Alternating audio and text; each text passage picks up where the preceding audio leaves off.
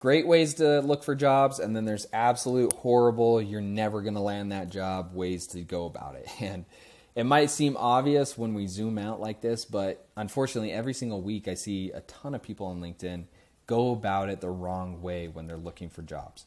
So I want to break down in this video with you a few different ways how you can avoid those pitfalls and land more jobs by using LinkedIn. Before we start, just want to call this out that this information is coming from my newsletter. I send this out every single Saturday. It's always 5 minutes or less to read. We have 3,800 subscribers and it's free forever. So it's just a place that I add value, throw it into your inbox, and we talk about things like this. So jumping into it, let's review these problems that we have. So problem number one, something I see that is different on LinkedIn versus something like Facebook, LinkedIn, Twitter, TikTok, is that people approach it differently, right? It's a business platform, and that's totally understandable. But something that I don't understand is eventually you're going to interview with the company. So you are going to show your face. You are going to be working with these people. And so not having a profile picture is not a good excuse because you're on a different site that acts a little different.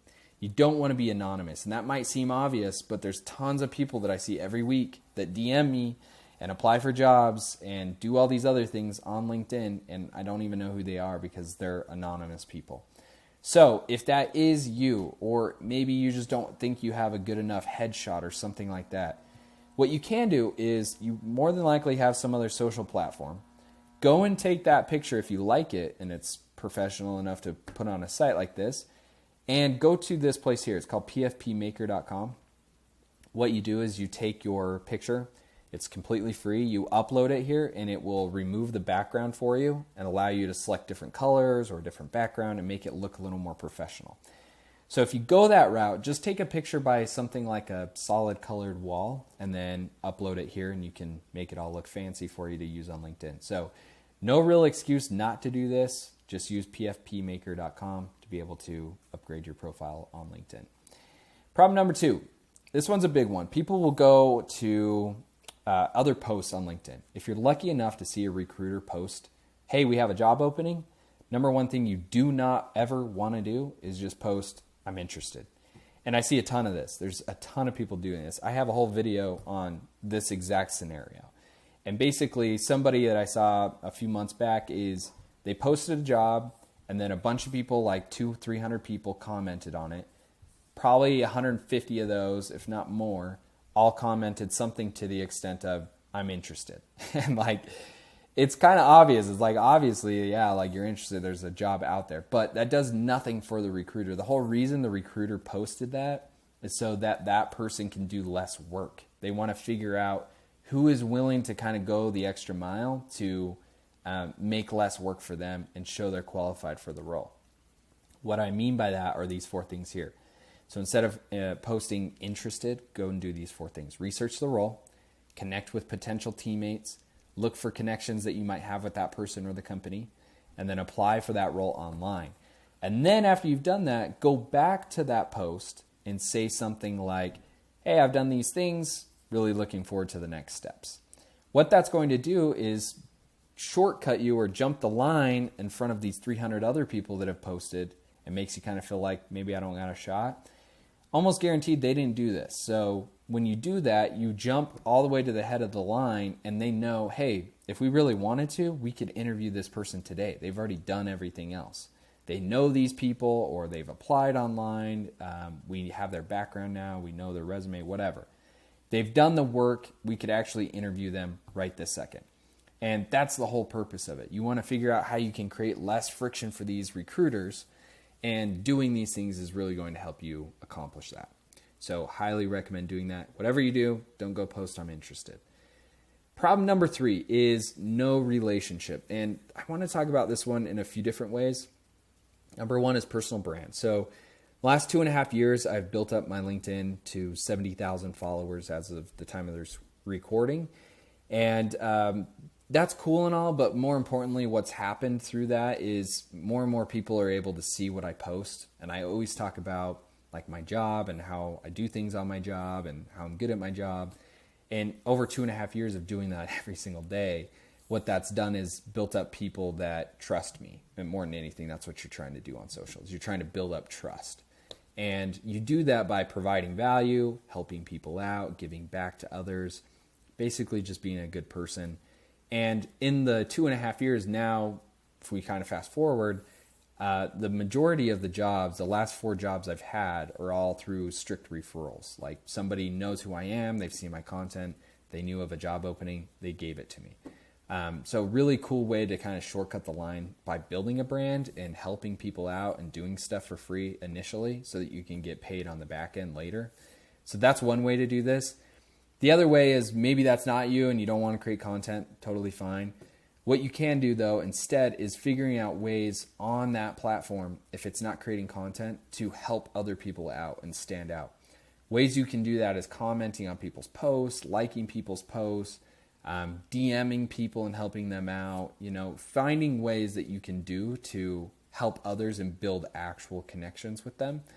Once you've done that, then after you've helped them out repeatedly, this is just 101 stuff, but as you've done that repeatedly, somebody's a lot more likely to want to help you back because they've noticed, hey, every time I see Jordan's posts, I learned something from it or I've gained something from it. So if there's an opportunity that comes up, I'm happy to help him out because he's helped me out a ton, right? And that's what you want to do. You want to build up this thing that I like to call social credit.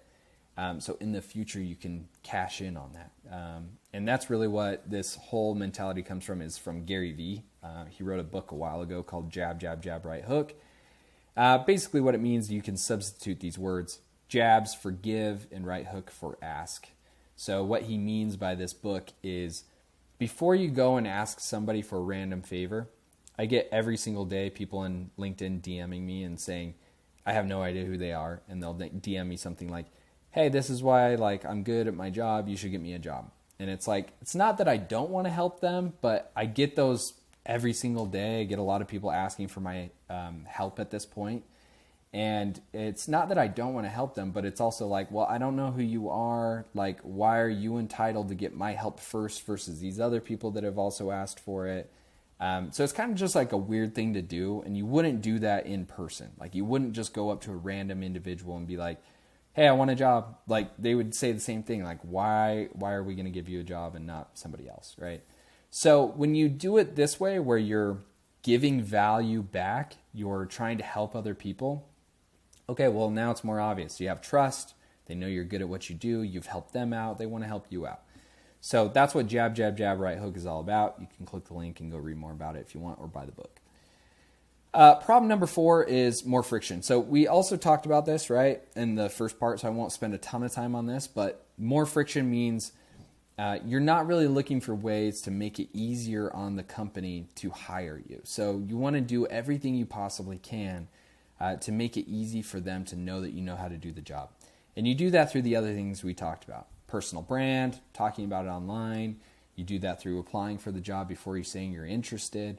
Basically, everything you can do beforehand to make it a lot easier for them to say, yes, we can either interview you now, or yes, we know that you're good for the job now, or yes, we know that you have the right skills. When you think of those things, that's what you want to be trying to do on a daily basis so that when it comes time for a job, you're just ready to go.